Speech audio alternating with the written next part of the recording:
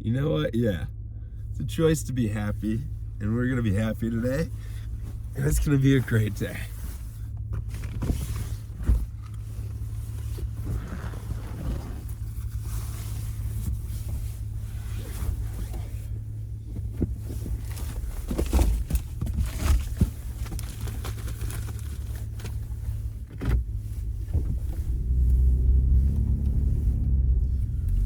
It's not normally a view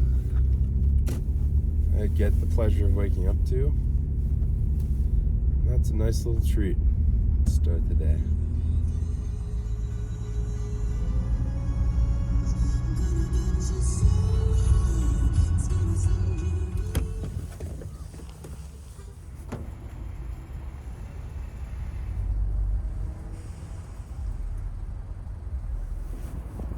No, brushing your teeth in public is not what this video is about.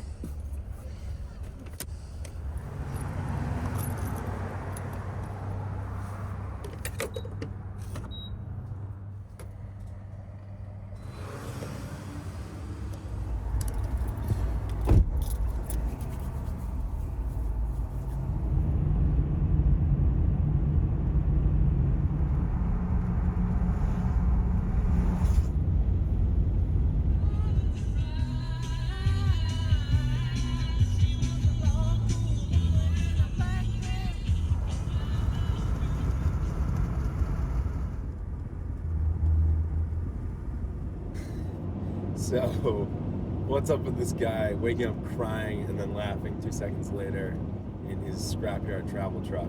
And what's the point of this video? That's a great question. I'm still thinking about how to put it into words, but I've been living on the road. I feel like I've got a pretty good understanding of road life and what it's like to live this nomadic lifestyle. And despite watching numerous videos about van life and living on the road prior to my departure, I really don't feel like I was mentally prepared for this journey. And all those videos I watched, I don't feel like they gave me a completely accurate understanding of what to expect coming out here. And that's what we'll be covering real shortly here once we get to the Grand Canyon. I think it'll be a good spot to discuss this and give me a little bit more time to figure out how to put it all into words.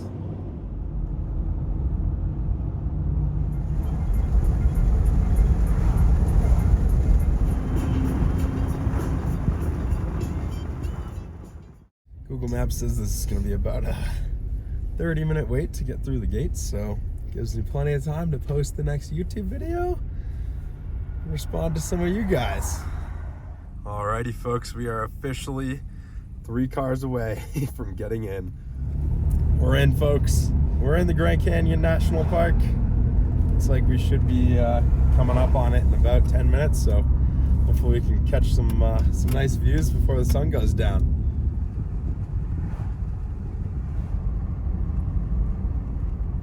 There's so much commercialization here. There's, tons and tons of lodges, restaurants, campsites, visitor centers. There's a lot more infrastructure in here than I was aware of.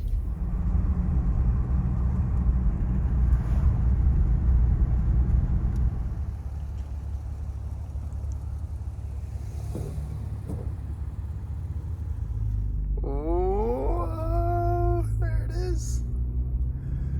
We're about 7 minutes from the spot that I'm trying to get to.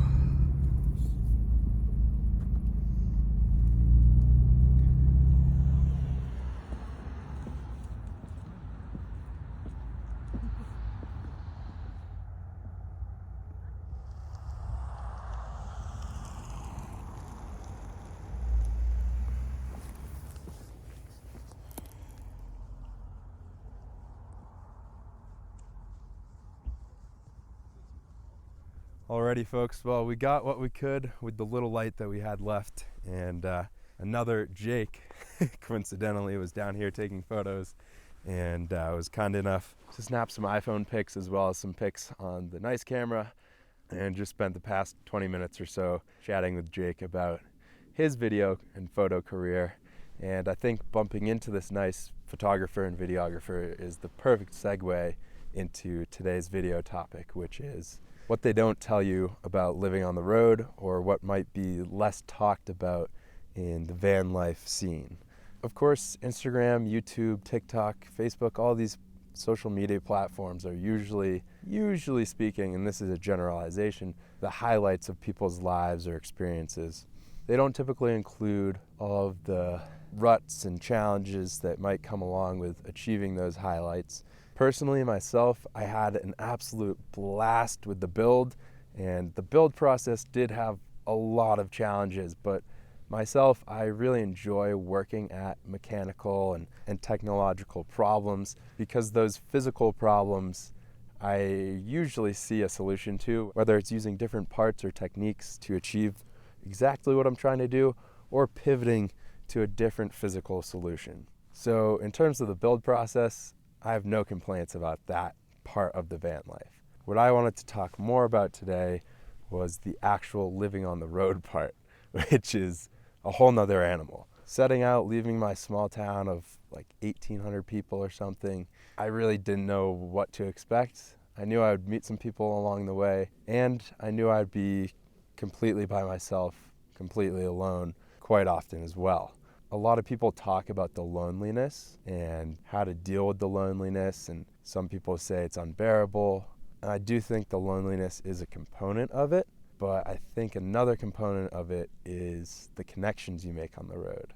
If you've been following along the series, you'll know I have been incredibly fortunate to bump into and connect with dozens and dozens of amazing people, and I'm not exaggerating at all when I say amazing people. One of my most significant connections was made on Thanksgiving Day when I woke up in Buck Creek State Park, completely alone, away from my family, and despite FaceTiming them, it was kind of a downer to be alone and not have anyone to sit down and have Thanksgiving dinner with. But by some miracle, my campsite neighbors, Bud and Debbie, invited me over for Thanksgiving dinner, and I spent like 3 hours hanging out with them, talking, exchanging stories and laughs, and it was a really heart-touching experience. Then in the Copper Mountain parking lot, 3 snowboarders came up to me and complimented the rig. I was alone that night and didn't have anywhere to stay, didn't know where I was going. It was going to be about -2 degrees Fahrenheit, and I was not looking forward to sleeping in my truck that night, if I'm going to be honest, especially because my heater had just failed 3 days prior.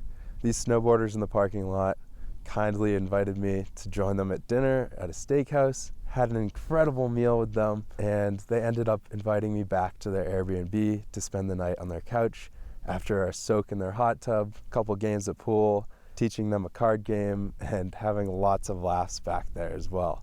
Another incredible highlight was connecting with an artist named Bijou, who drew a wildly sick mural around the entire box on the scrapyard truck. Bijou had asked me to meet her at her friend's airplane hangar.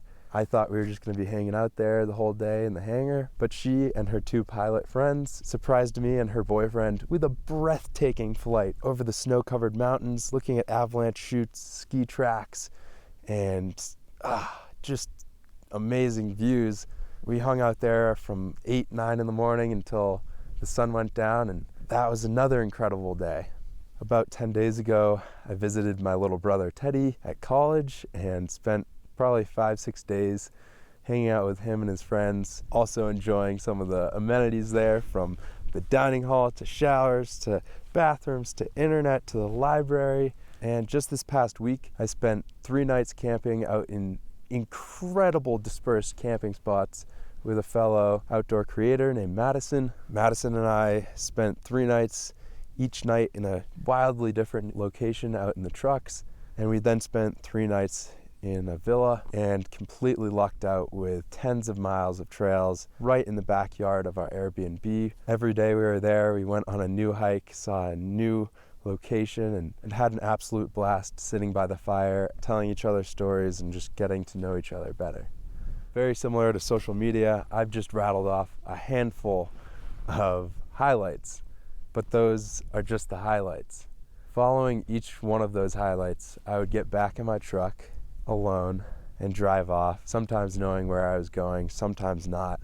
When I knew where I was going and I had an objective, it was a little bit easier to stay on task and get done when I needed to, but sometimes when you're without a plan on the road and you've just had an absolute blast with people, you can't help but feel just super lost and alone and unsure. I think the root of it is the uncertainty of what's next. And while that's really exciting at times, it's also really anxiety provoking and saddening to just, not know what's next, and kind of just feels like an empty void ahead of you sometimes. And I'm struggling to really illustrate this, but at the very core, the point I wanted to share today is that road life enables you vast amounts of freedom to do just about whatever you want, to go wherever you want, to meet whoever you want. And with that freedom comes much more intense highs and lows than normal day-to-day life. Normal day-to-day life is kind of like this.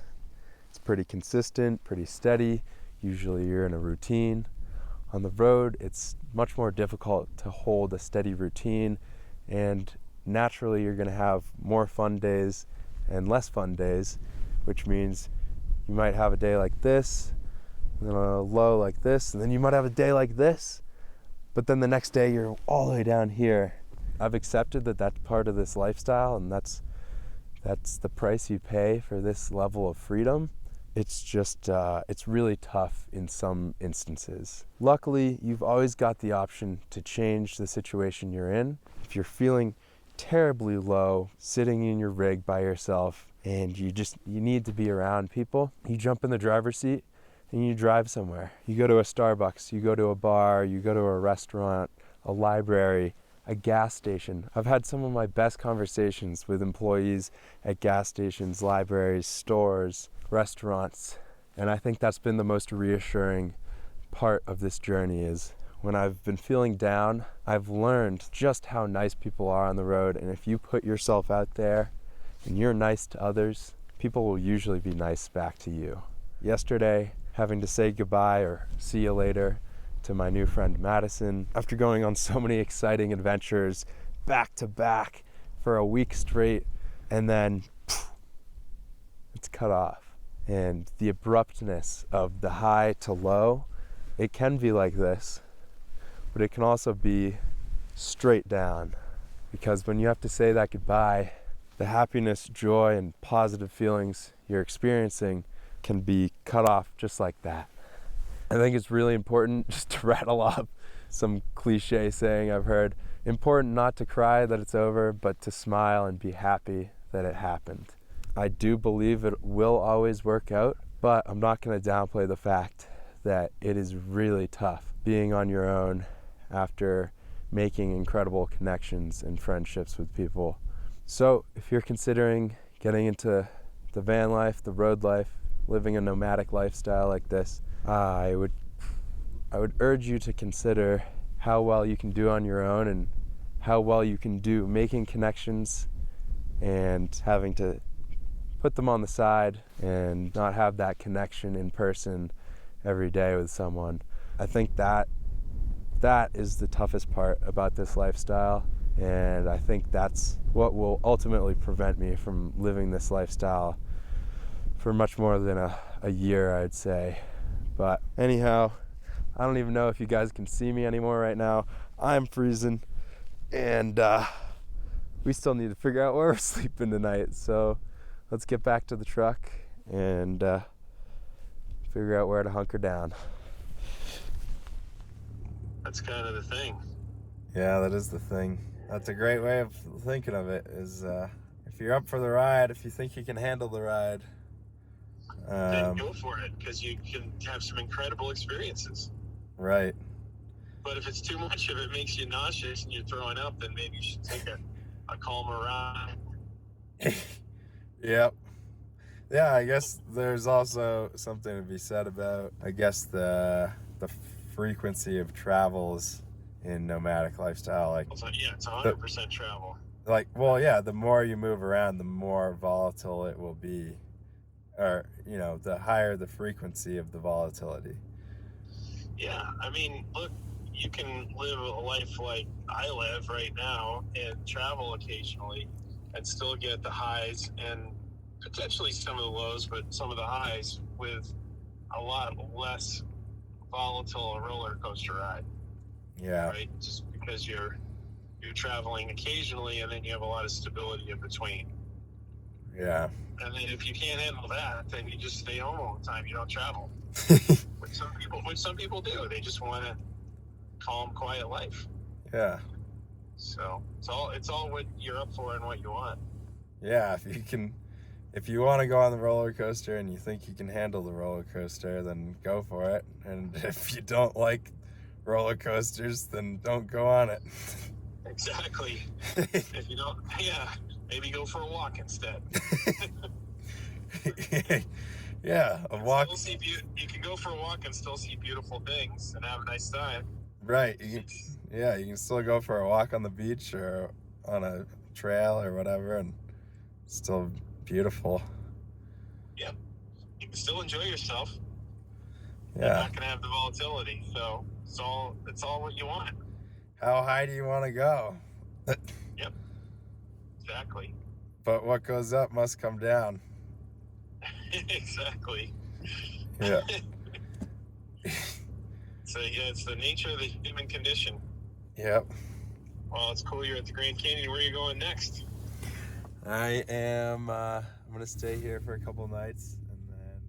That was the best unexpected phone call I could have asked for. My dad just spit some facts about travel and emotions and volatility, and he put it so perfectly. If you think you can handle the roller coaster and you wanna ride it, then go for it.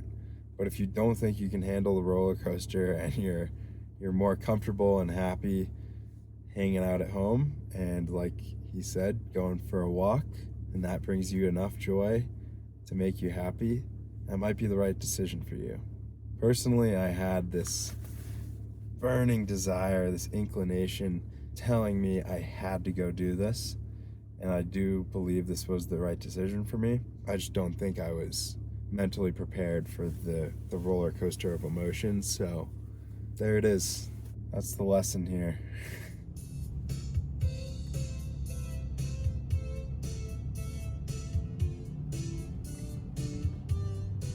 Something else I just thought of that I wanted to add is the more you ride the roller coaster, the easier it is to ride and the more comfortable you get riding it. I am currently trying to decide if I want to be outside in the cold and cook dinner tonight, or if I want to go eat in one of the pubs or restaurants here. And one of the thoughts I had to myself was, yeah, it's 37 degrees outside, which isn't warm. But I've camped in 8, 9, 10 degrees thus far on the trip, and I've been outside and I've cooked breakfast in those temps. So 37 degrees sounds pretty warm to me. That is definitely something to be said. The more you do the van life, the more you get comfortable with the roller coaster of emotions. Hey, future Jake here, jumping in for a sec. Since filming this about 6 weeks ago, I've had some realizations. To be honest, I was sort of down on myself while filming there at the Grand Canyon, and I was having a tough time seeing all the positives in front of me. I do believe the longer you endure the difficulties of living on the road, the easier it gets. And that's likely because the more difficulties you go through, the more your appreciation grows for life itself. Living on the road in the absence of your friends, family, comforts of home increases your appreciation for those things, but it also increases your appreciation for what you do have in the present, even in the absence of your friends, family, and comforts of home. When we're left with just ourselves and we experience the emotions of being truly alone, our appreciation grows tenfold for the fact that we're alive, healthy, and able. So in that way, this wild roller coaster of emotions has taught me a beautiful lesson.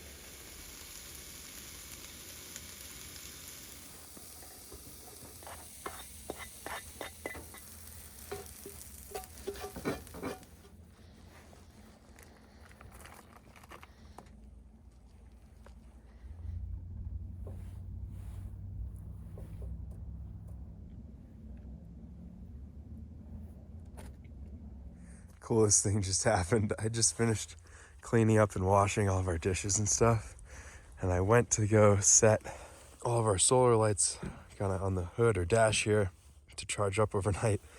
I thought that this was a leaf on my windshield for the past, I don't even know how many miles, and I just noticed it's a sticky note from Kenny. That's so cool. Thank you for leaving the note, Kenny, and hope you're doing well, man. Good morning, people.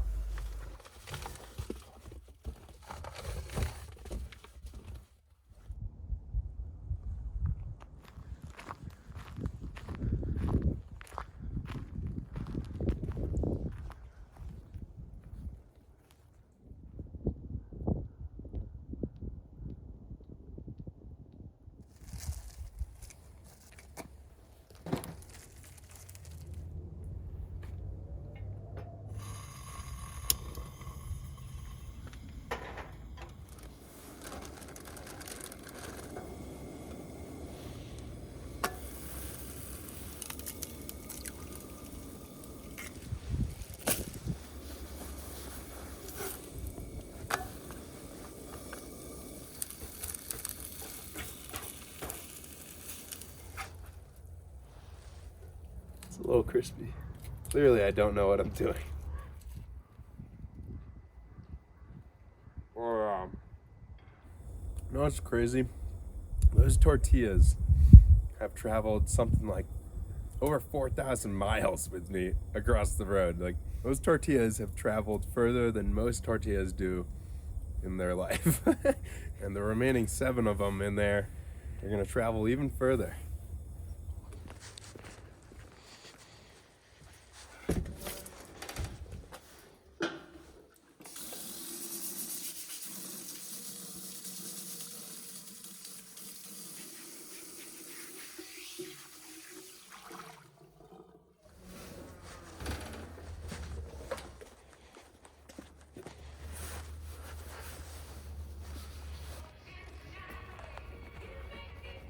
Holy smokes.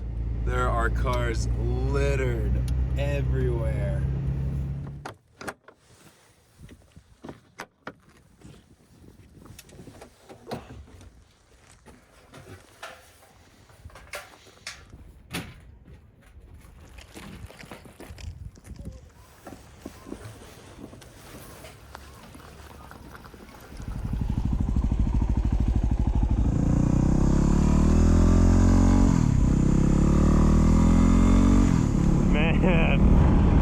Who would have thought we'd be riding our dirt bike at the Grand Canyon?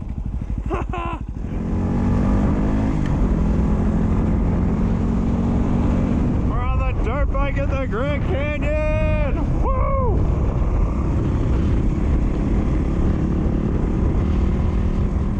Imagine if this is just open BLM land and we could just rip it.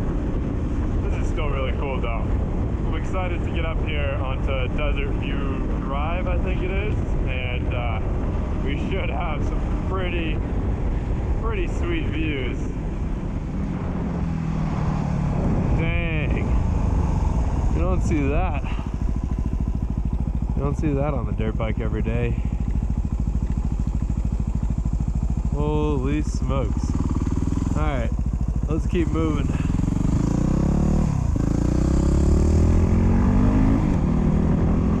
Woohoo! Look at that! Woo! I believe this is our spot here. I'm gonna have to check on the map. Find out. Yep, we're here. Shoshone Point Trailhead. About a 2-mile round trip. Not bad. We'll walk out and take in some more views.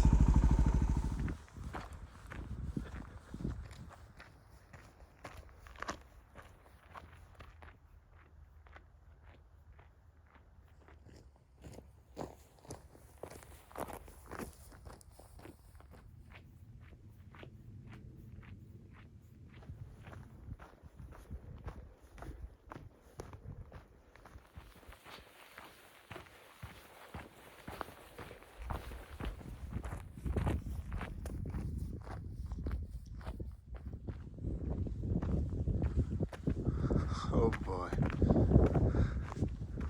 Wow.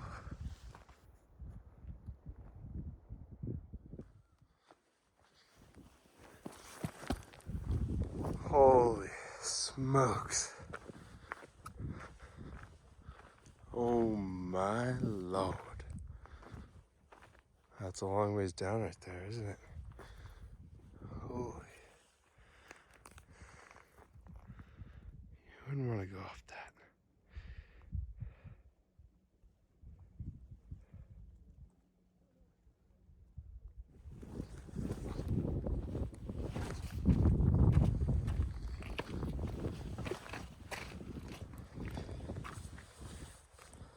Oh.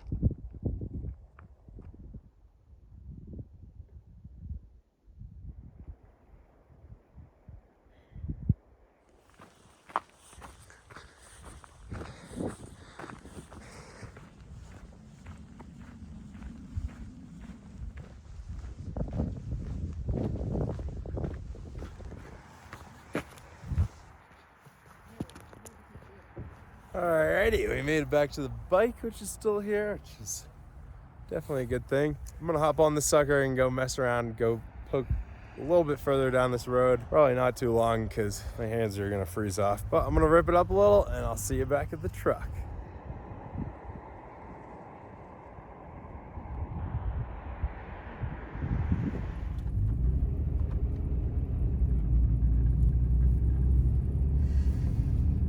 Alrighty, we are officially on our way out of the Grand Canyon National Park here. I'm excited to keep moving on the road. I don't know, kind of a tough place to be alone. The Grand Canyon, it's so spectacular, so special. I don't know. I think it's one of those spots that definitely want to go to with friends or family, and I'm super happy I came out here and I saw it. We're passing it right now. Somehow 6 o'clock. I just plugged in my buddy's address in Colorado, where I'm gonna spend a couple days with him and some other buddies for New Year's, doing some skiing. Then we'll be meeting up with my two brothers, Sam and Teddy, to do some skiing with them in Aspen. So, as always, if you have any feedback or suggestions, please leave it down in the comments below. I'd love to hear ideas of things to cook, places to go, or anything else. Thank you so much for watching. I love you. And until next time, keep making the most of it.